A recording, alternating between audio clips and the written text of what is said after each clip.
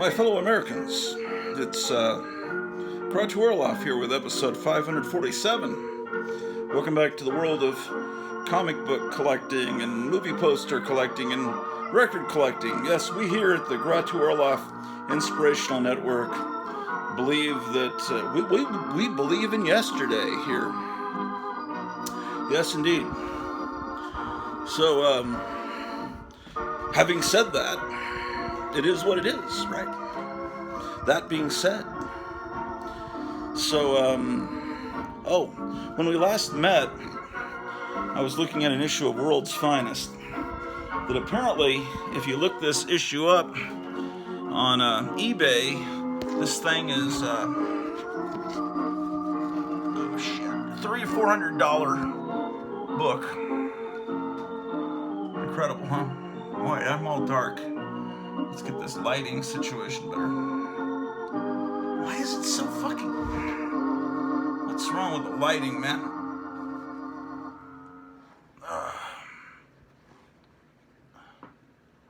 It's too dark in here, man. What is going on? Anyway.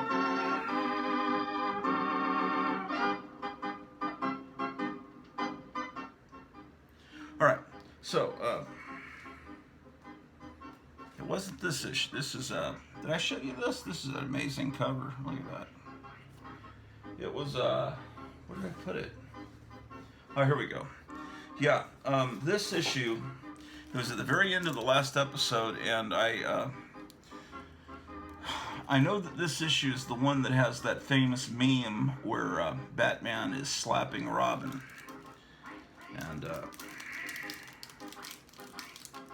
And so it's going for good money on eBay. And I flipped through it and I said, my show's probably gonna wind up, my memory on my phone's probably gonna give out before I can find that panel. And, you know, it did. But I've since found it, so.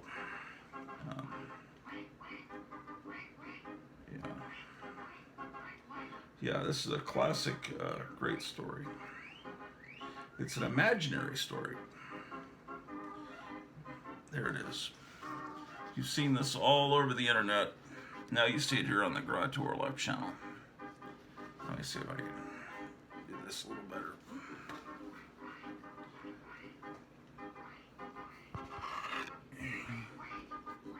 See that? He's even messing up Robin's hair. Don't tell me I'm wrong, you brat. Proving Superman's guilt is my whole mission in life. Wow, Batman, your grief was as obsessed you with the idea of vengeance. Anyway, so that panel has made this quite a valuable comic. Of course, mine has a crease here, but it presents well.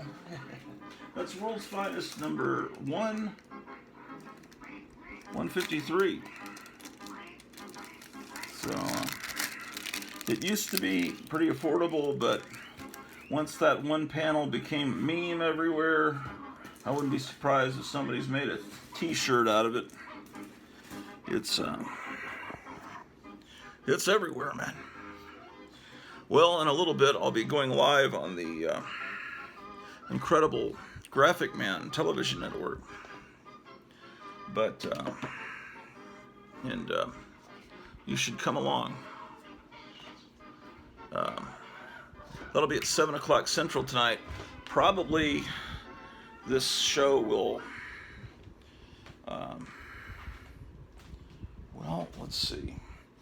I'm going to finish this show up and then upload this. This show will probably appear after Graphic Man's live show is already over. So by this time, oh man, Big Brother starts tonight too. I'm going to have to get my wife to subscribe to that CBS All Access, or I think they call it Paramount Plus now. So we can watch that horrible show. You think, I'm sure you're thinking, Gratu, why are you such an asshole that you would actually watch Big Brother? See, the thing is, I used to watch Big Brother with my mother in its first season, when she was older, and then about the time the second season started, about 2000, 2001, she was in the hospital in the summer of 2001. And so I'd go to her hospital room and watch the beginning of the second season with her. And anyway, she passed away that summer. So ever since then, every summer I've been a faithful viewer of Big Brother. It's kind of something I kind of do in the memory of my mother. See, you thought you were going to make fun of me for being an idiot. Of course, I am an idiot. But then I pulled that one out about my mother, and he said, "Oh shit, can't do that." Oh, I think I've got some sun feature on here. How do I stop that? So I've screwed up something on this. I didn't. Oh man, there's some kind of light setting. How do I turn this fucking? I didn't even know this thing was on here, man. That's very annoying. Anyway, who cares? Wonderful. So I'm organizing comic books, not cool ones like you just saw, ordinary pedestrian ones, like here's Archie meets Batman 66. Now I put my Archie books over in a special place. I've got several different cover variations of this. Don't ask me why. I normally don't do stupid things like that, but they ran like a 50-cent or dollar bin, I believe. Let's see.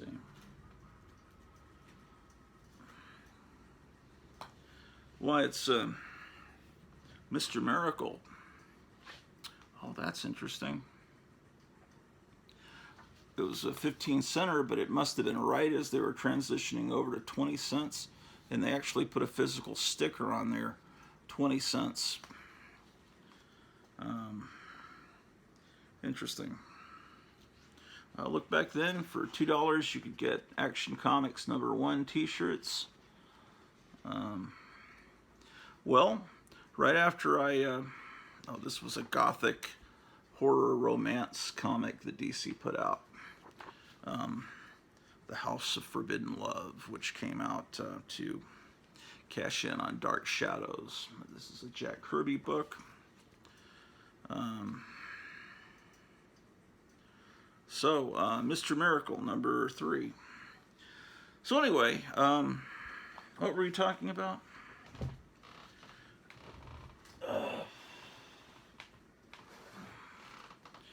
Yeah, I'm going through, because in some cases I've got extra copies of comics, you know, and I'm going to start, I only need one copy of something, and I'm going to start selling some of these off or trading them off.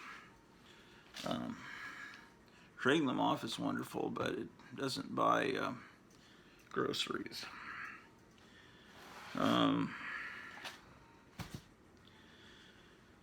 Well,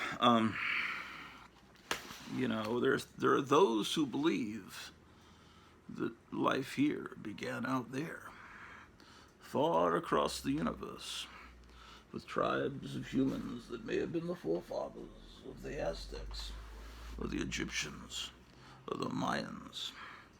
There are those that believe that there are still people out there that want to limit the population of the earth so that they can have all the resources to themselves and have pizza parties and frolic in the dark forest as they worship Moloch. Yes. Anyway, those Moloch worshippers are bringing up our gas prices. And, but somebody went and blew up the Georgia Guidestones right after I got off the last episode. My wife was telling me that her friend, our mutual friend, called her up and said, "Hey, someone blew up the Georgia Guidestones." And if you don't know what that is, it's like someone a few years back built this little Stonehenge in Georgia with these big stone slabs, and its rules for limiting the population of the earth and how once the world is all under one government, you know, it's going to be You know, they're going to strangle us and make things perfect for us. And one thing is, it says, keep the population of the earth to 500 million to be in perfect equity with nature and all that. Well, the only problem is we have about, what, 8 billion people on the planet? Or is it 6 billion? I forget. So how are you going to get rid of all those people and get it down to 500 million? So that's the question, you know. So it's people that kind of raise some people's eyebrows, you know, people that are aware that those guidestones, you know, what are they trying to say? And who built this thing? How did it get put up there? And no one knows who built this. And anyway, I always suspected it was Ted Turner that put it up, because he was so satanic that he was married to Jane Fonda. She left him and became a born-again Christian. Jane Fonda, a born-again Christian? Boy, you got to be really satanic to drive a woman away, and that's that far committed to being a lefty weirdo. Yeah, man. So anyway, here's Captain America number 20. So anyway, they blew it up. So I guess that's someone expressing dissatisfaction with the thought that the elites might exterminate us. But what's wrong with being exterminated, man? It's too many people on the planet, right? Right. There's so much. Just in Texas, you could give the entire population of the earth could all move to Texas and all have a backyard and a front yard and everything and a driveway, and they'd all fit just in Texas. Anytime you get on an airplane and fly over to wherever you're going, you look down and there's a lot of land. I don't really know that we're that overpopulated, but the satanic people seem to think we're using up their resources and hogging all their pizza and stuff. Yeah, those elites, they love their pizza. Here's Punisher number 3. People like Obama always having pizza parties, man. They love it. Love it, love it, love it. Here's the Punisher number 2. Punisher number 1's the one that's the money book, man, for those of you that love money. Punisher War Journal number 6, guest starring Wolverine. He looks very sinister there, like someone that would build the Georgia Guidestones. Okay, so these are Punisher books, so they would be filed under P. P.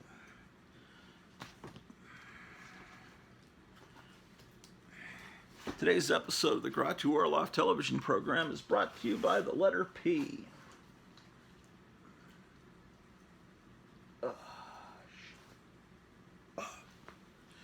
Pardon me.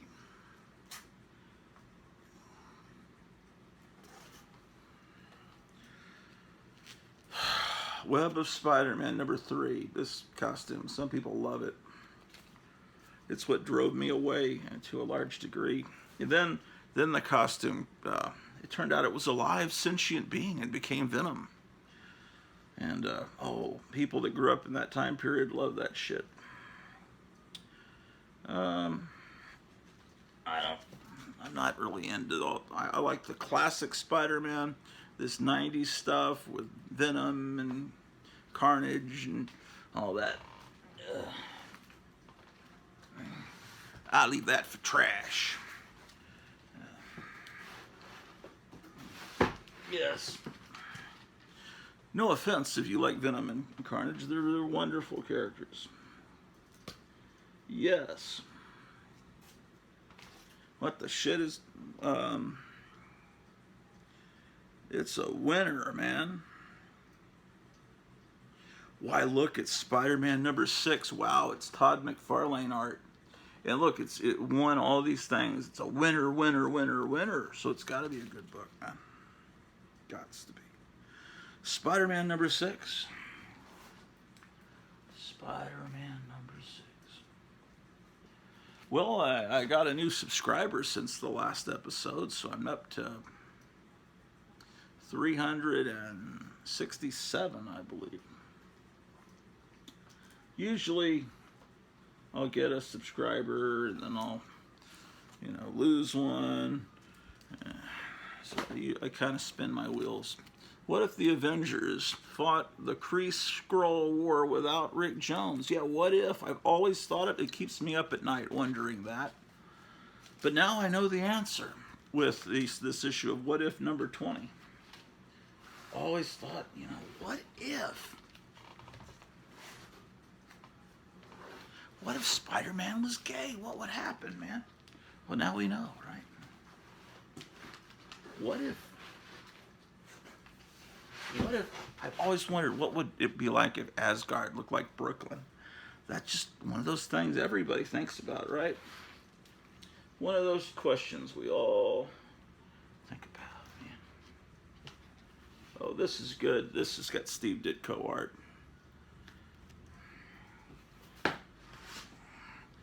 Sure enough. Now I've got to find some books that I can show off on the Graphic Man channel because those guys are no slouches. Jambo Comics comes on and he always has all these 1950s Jungle Girl books, all these books with all this cleavage. By the way, did you see Nancy Pelosi's cleavage? It's all over the internet. She was out on a beach and she was showing off her cleavage, and they had like a picture of Pepe the Frog, and he's saying, "Don't look up, guys," because it's like if you only show this part of her, it looks like you're looking at a Dolly Parton.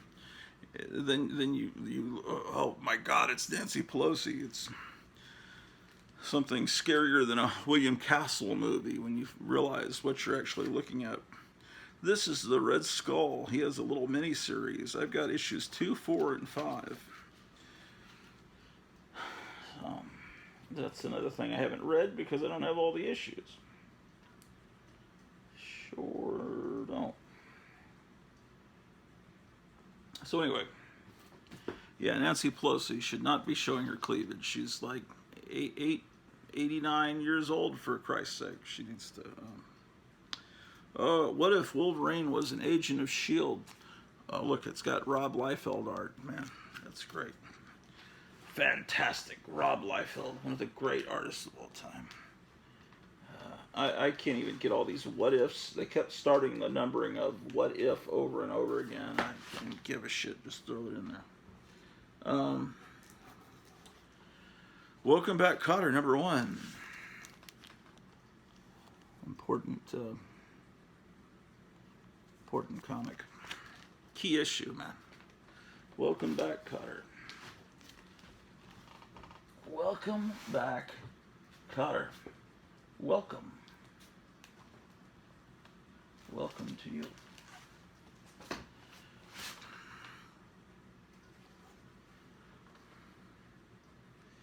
Oh, look at this. Tarzan 238.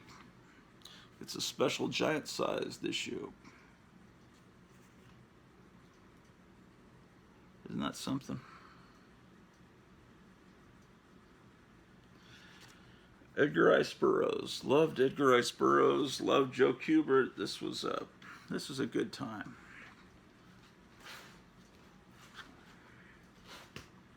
Tarzan. Well, since Thor comes out tomorrow, I'm not hearing good things about it. It sounds like they went ultra nuts with it.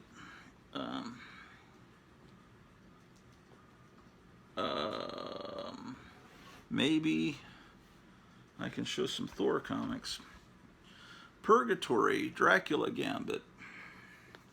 This is from Chaos Comics.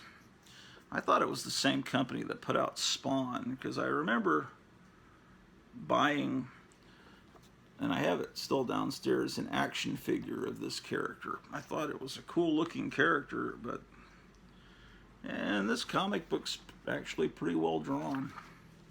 It's one of those 90s TNA Devil comics, and yeah, I guess it's not really appropriate for children, but I'm pretty sure they sold those action figures at Toys R Us.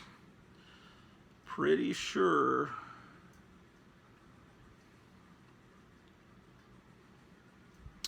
Yeah, the creator is Brian Pulido. Yeah.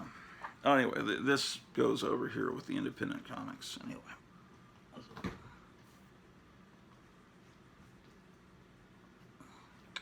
Warp, I think, was one of the first of these independent comics. I'm pretty sure it's even called First Comics. And I think they even made a stage play out of this. But it's this may be the only copy I have of Warp.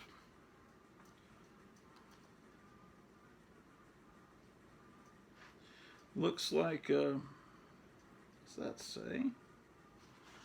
It looks like it's from the 50-cent bin, and I don't know if that's Lone Star Comics. Yeah, Lone Star Comics and Science Fiction. I guess it was half price or something. Warp. Okay, so it goes with the independent comics. Here's the Ringo Kid. Now that's a great cover. That is a Herb Trimpe cover. Sometimes I'll look at a Herb Trimpe cover from a distance and I'll think it's a Marie Severin cover, but if that happens, I'm wrong, right? Ringo Kid. Ringo Kid.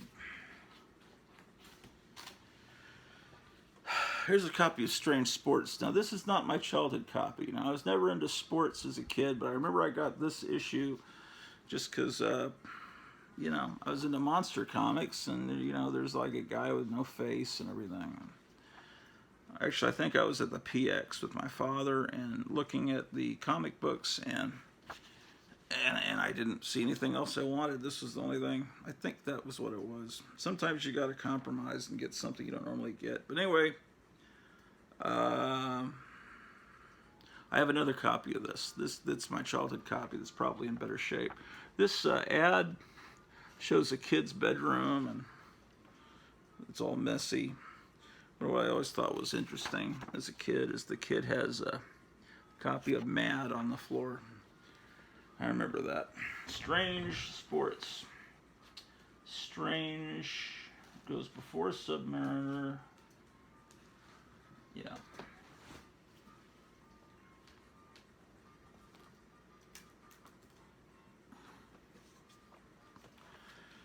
Okay. This is Superman number 39. No, it's not from the 1940s. They started the numbering over again, which I thought was inadvisable. Well, the original Superman continued as the Adventures of Superman, so they were up to 462 with the original numbering. So many mistakes they've made over the years with numbering that I think would make it so confusing to kids that are starting to collect today. This guy, Kerry Gamble, was friends with a friend of mine, Joe Riley, because he lived in Fort Worth, Kerry Gamble. I guess he still does. Superman 39.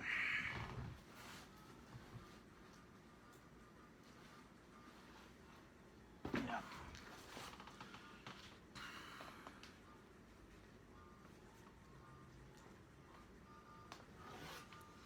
Here's Infinity Incorporated. Roy Thomas and Todd McFarlane. All these people into Todd McFarlane, but none of those people seem to know about or care about this comic because it's not super collectible for some reason. It's a good comic. Infinity Incorporated. I've been doing a lot of episodes lately, but mainly because I'm trying to get this project done. And when I have the camera going, I can't goof off. I have to keep moving. Punisher Armory. I think I showed one of these last week on the Four Color Fossils show, because this comic would be a liberal's nightmare, because it's not really a comic. It's just the Punisher showing off all his weapons for the entire issue. It's just nothing but pornography for gun lovers. Yeah, it's like Penthouse with the guns all laid out seductively.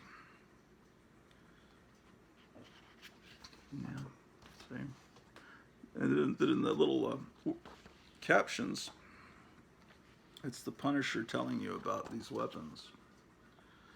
So, it's like the Punisher is your wacky older brother, your wacky ROTC older brother that likes to talk about guns. All right. So, Punisher Armory, all those people wanting to ban guns would just be horrified by this comic today if it existed today. Marvel is horrified by the Punisher. They make a lot of money from the Punisher, but they kind of are embarrassed by him, so they're trying to change his chest symbol into some Japanese demon-looking things because they just realize that people in the military and and some police use that symbol, and they're just embarrassed by it. Why, it's good old Gil Kane with a cover on this reprint comic, Rawhide Kid, blazing Western action as you like it. Now, these Western comics were bought by a different group of kids, usually, than the type of kids that bought the superhero comics. This is actually a reprint of Rawhide Kid 112, and this is 144. So, that isn't that big of a jump between 112 and 144. But anyway, Richard Dragon, Kung Fu Fighter, Punisher, Question, Rawhide Kid. Okay.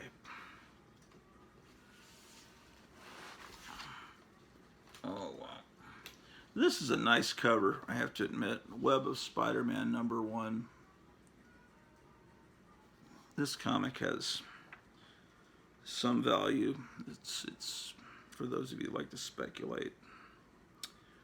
So yeah, I'll put that with the Spider-Man comics.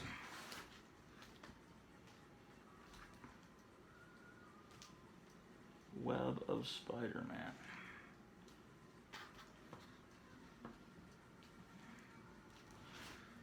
This is this book, Spider-Man Saga. This is #3. I think I already showed you this. But inside, it's like a big little book. There's text and pictures, and it kind of walks you through Spider-Man's history. You know. So yeah, Spider-Man Saga. Not something that most collectors are seeking. But I'm not most collectors. I don't give a shit. I don't speculate. I don't care. I just buy what I like. I buy what I like, and I like what I buy. Usually. Some of this stuff's shit, though. I gotta admit, I don't know why it's in my collection. Oh, this is a bunch of Web of Spider-Mans, apparently. Web of Spider-Man #4. #122. Oh, this looks awful. 123. This was one of the really bad time periods of Marvel's history. Things just looked awful at that time.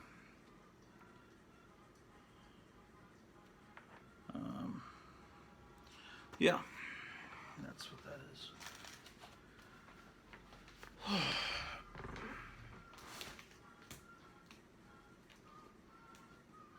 How much time do I have? Okay, it's about 6 o'clock. Graphic Man goes on in 1 hour. Sometimes I'll go on early and talk to Graphic Man, and sometimes Dr. Silver Age will be there early. Dr. Silver Age put up a video last night. He hadn't put one up in a while. That was exciting to see. Okay, I gotta get rid of these nasty bags on some of these old books. Here's Marvel Team Up, Spider-Man and the Black Widow. This is 57.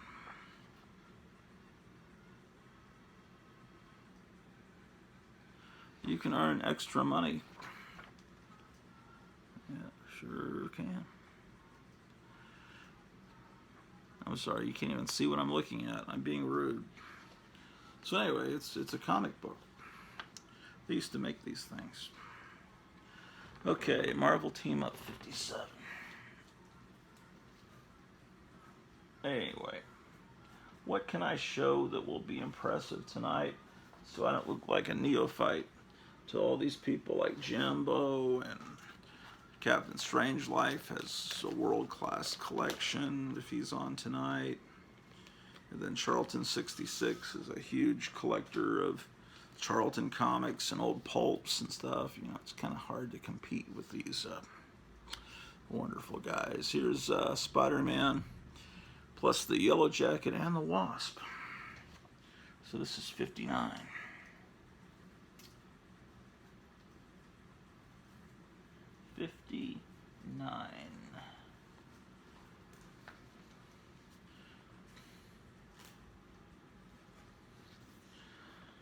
Spider-Man and Captain Britain.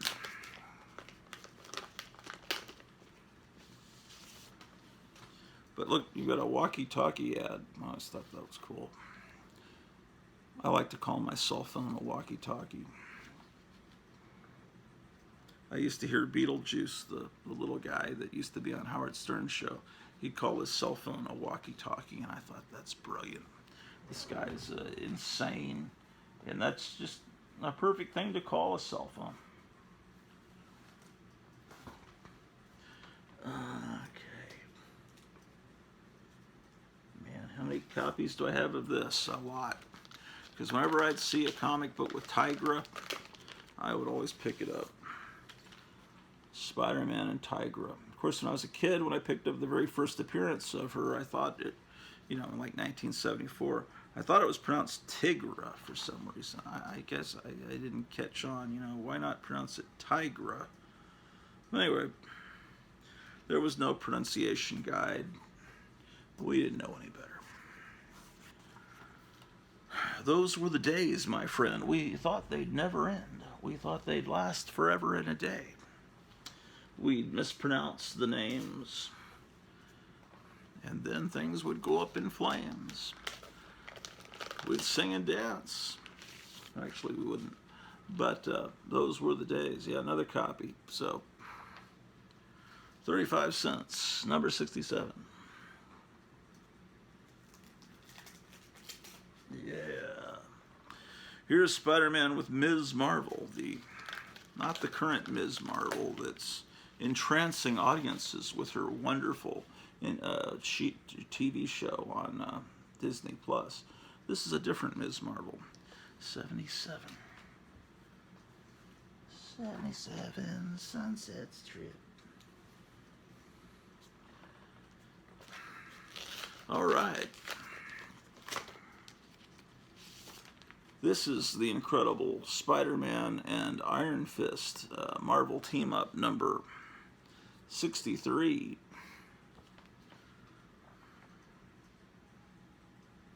Look at this full-page panel. Scow. What a great sound effect. Scow. Maybe that was the sound effect when the Georgia Guidestones blew up. Scow. Here's an ad with Howard the Duck. I bought every issue of Howard the Duck. I sure did. Yeah. Look at this severed finger keychain that you could get back in the day. Marvel Team Up 63. 63.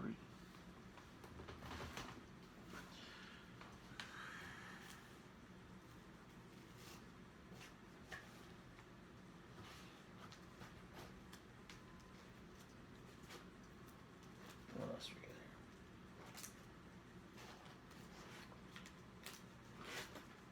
Oh boy.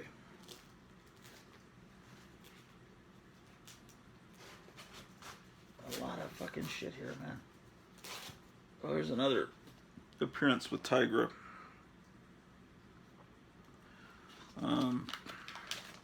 Where did my magnifying glass go? I thought I brought it in here.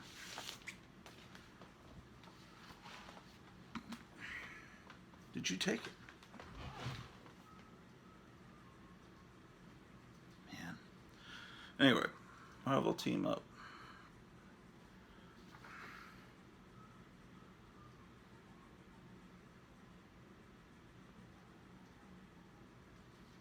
I gotta find my magnifying glass. All right, we're going in the other room to seek out the atomic magnifying glass. As I can't read the artist names, and while I'm doing it, I might get rid of some. Oh, there it is. I just found it.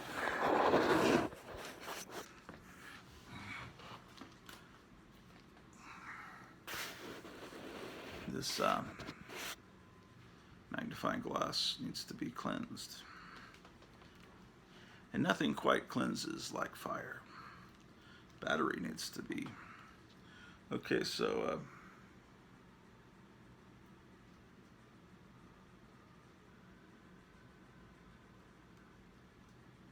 okay, it's John Romita Jr. and Frank Giasoia. Giasoia. I don't have no idea how to pronounce that name. When you look at it from a distance, that looks like it was drawn by Steve Ditko, Tiger Up. So, you know, but Steve Ditko never again drew Spider-Man after he left, and that doesn't look like a Ditko Spider-Man. So anyway, I just wanted to see if, yeah, but I'm wrong. Anyway, lots of action in this issue of Marvel Team Up 125. And apparently I have multiple copies of that issue. And I tried pulling out the other one, and 3 come with me because they're all stuck together. So these bags have got to go. Yeah. Just an amazing character, Tiger Up. And Marvel Team Up, you got Spider-Man and the Hulk and Power Man and the Hulk.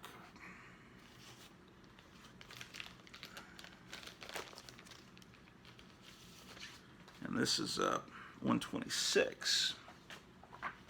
127 is a special Christmas issue. So I've been putting all my Christmas comics in a special box. So I think I'll take this, put it over here, and put it in the Christmas box.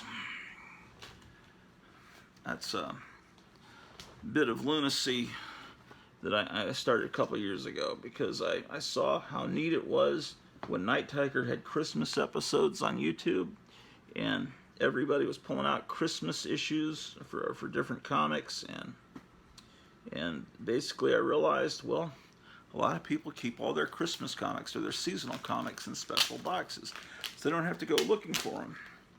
And so I started doing that, and it's a cool idea. Sure is. Okay. Time is limited, though.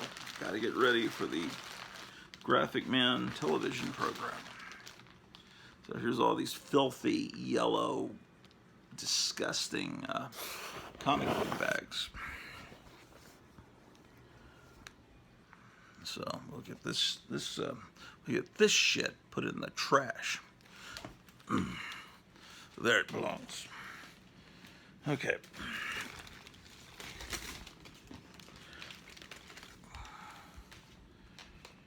Okay, so I'm walking around. I have to be careful not to press the wrong button on this walkie-talkie, because if I do, it'll stop the episode. I found a box of fanzines. I had to show that on Graphic Man tonight.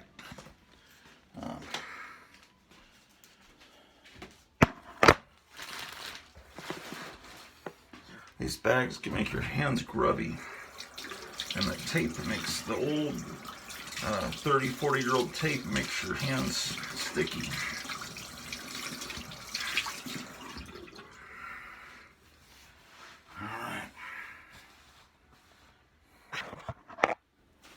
Alrighty. So the question is, where did I put that box? Oh, over here, I think. Oof, hold on.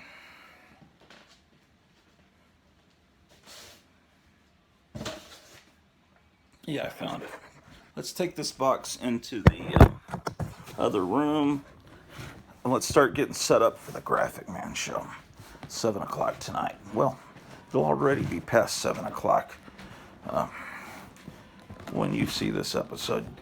So, if you're watching this, you ought to go watch the recording of the Graphic Man show. I've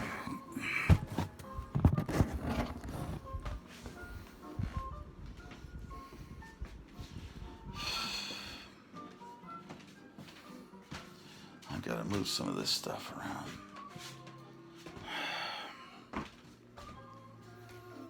Yeah, that was wild. That was a week ago. I took over for a week for Graphic Man show, and that was fun.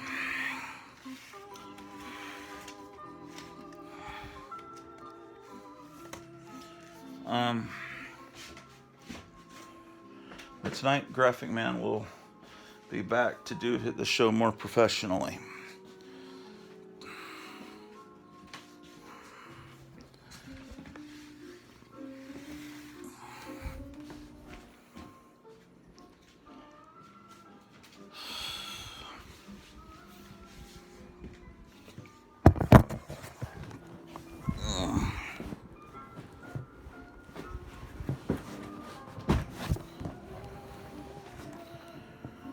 Okay.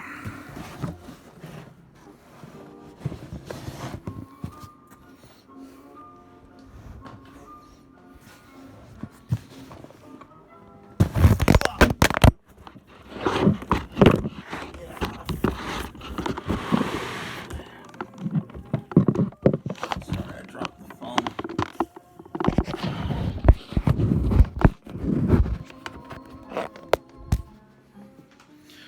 Surprisingly, we're still recording.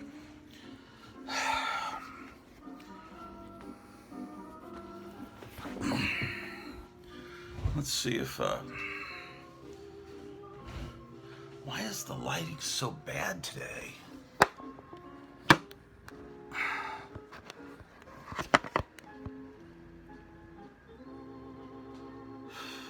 Okay. All right, ladies and gentlemen, we're back. You're still there.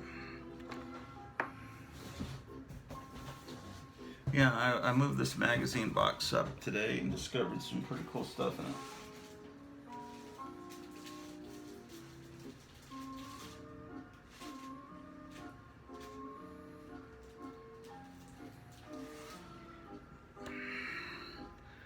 Here's a fanzine for students, fans, pros, comic books, old movies, art. It's called Near Mint. This issue featuring Star, Pirate, and Frankenstein. And there's this cool pinup of Frankenstein by Dick Briefer on the back. This is from 1980 by Al Delingis.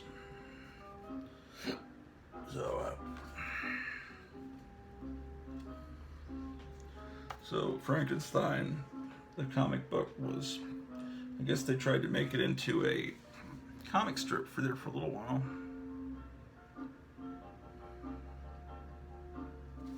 And they're asking all these different comic book artists, where were you on December 7th, 1941?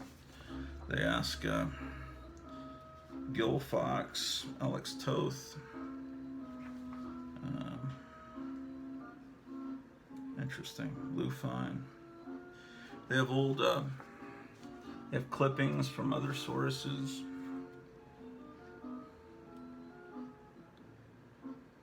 Oh, look at this. They have I've got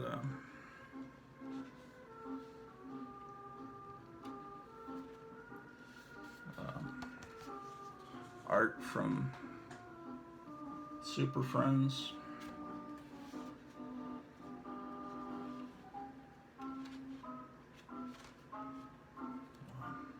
All kinds of neat stuff in here.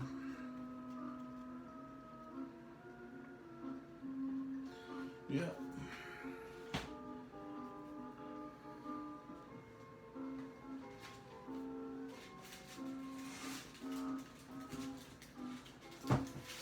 This is an EC fanzine, Squatrant.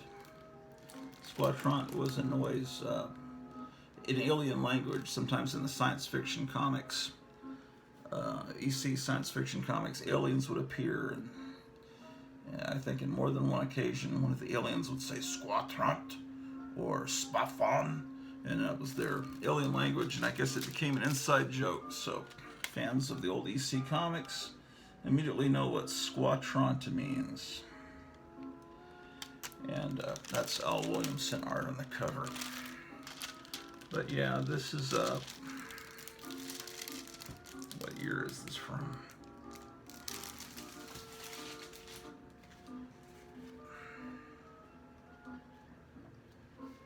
Oh.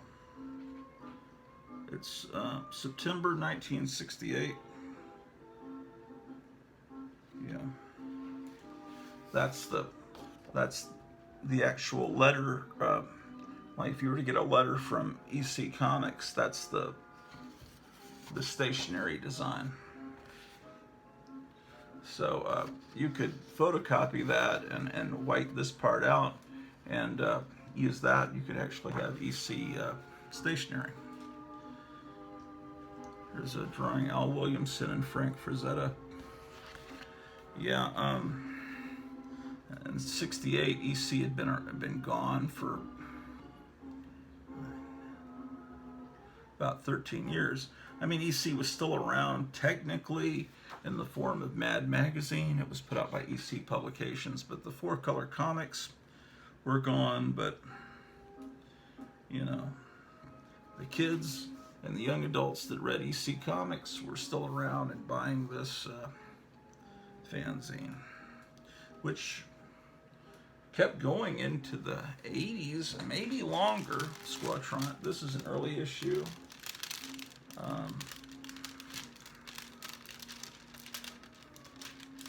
I've had this for a lot of years. I think I bought it I probably bought this in the late 70s or early 80s.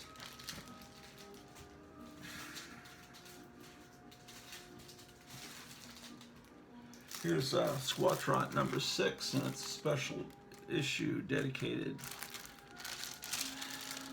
And this one, I think, has some John Carter stuff in it, if I'm not mistaken.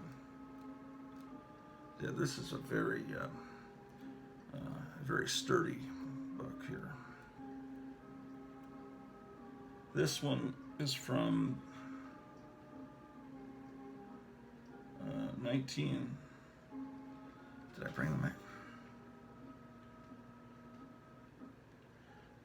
Looks like 1975. Yeah.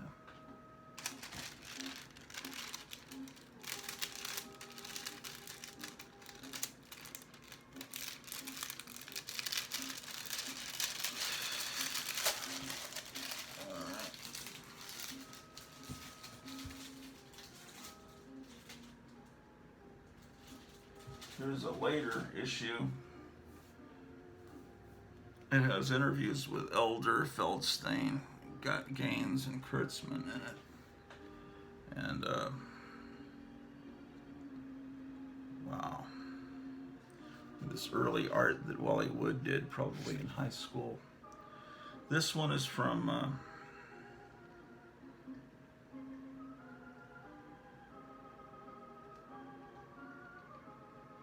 I think it's 1983 is what it says.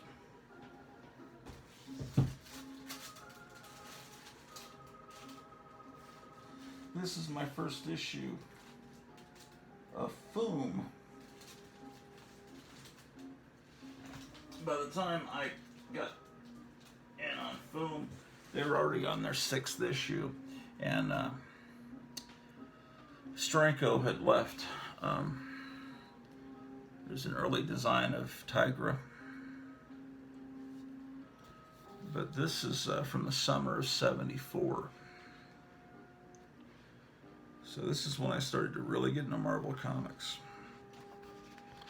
Some illustrations that would probably make good t-shirt designs.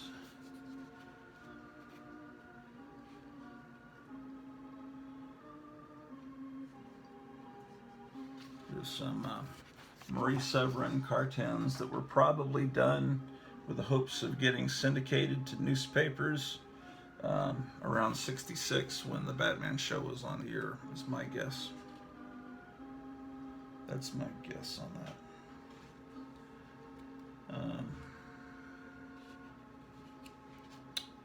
Yeah.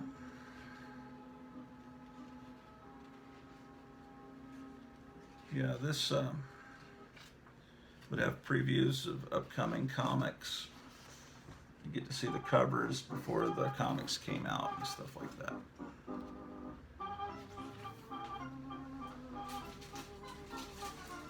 Okay, so tonight on Graphic Man, I guess I could show off these fanzines like Foom. Well, Foom isn't really a fanzine.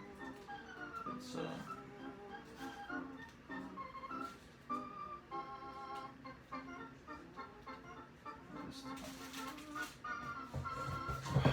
what else can I show?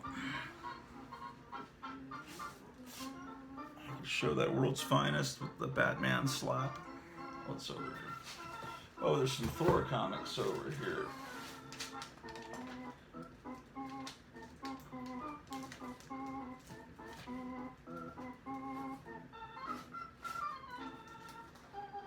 Some Three Musketeers comics. Maybe I could show those.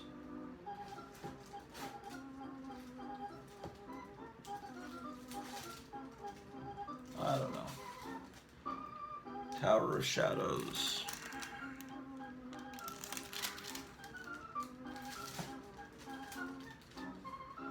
Unexpected. Yeah, I'm okay. First issue of Weird War Tales. I think I could make a respectable showing tonight. Okay, so. Man, this, oh, I'll show you what I was talking about.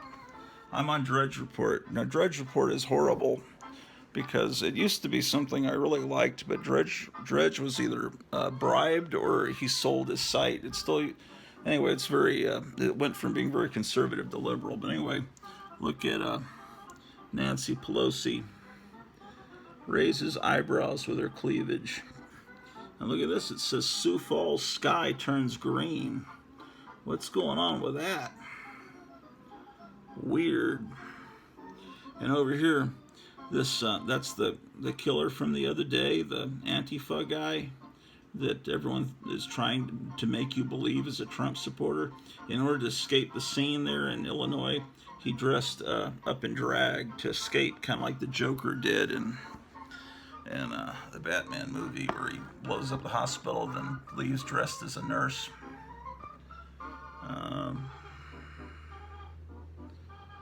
Look at this. Shocking. Neighborhoods with more dogs have less crime. That's shocking. Who would have ever thought that? Yeah. Well, let's see what we can do here. Yeah,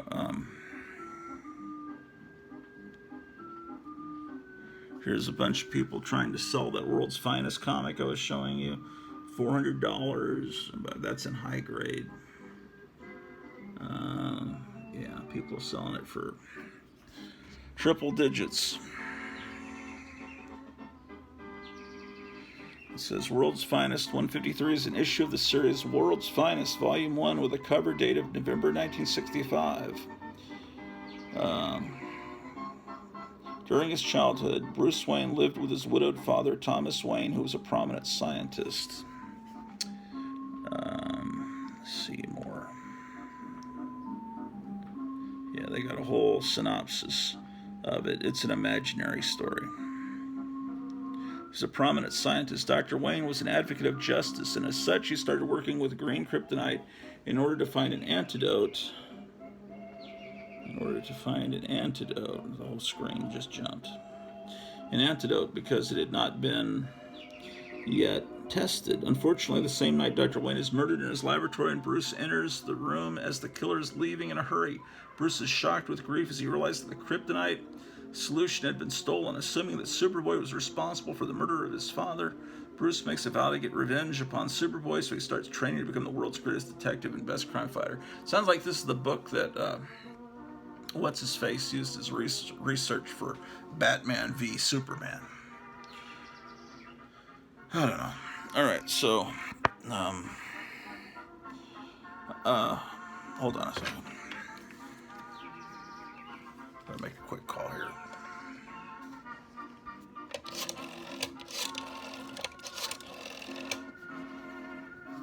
Yep. You ready to go on the Graphic Man show? Yep. I'm ready. I'll get my gear. Alright. Okay, folks, I'll be seeing you. I'll keep me seeing you fuckers.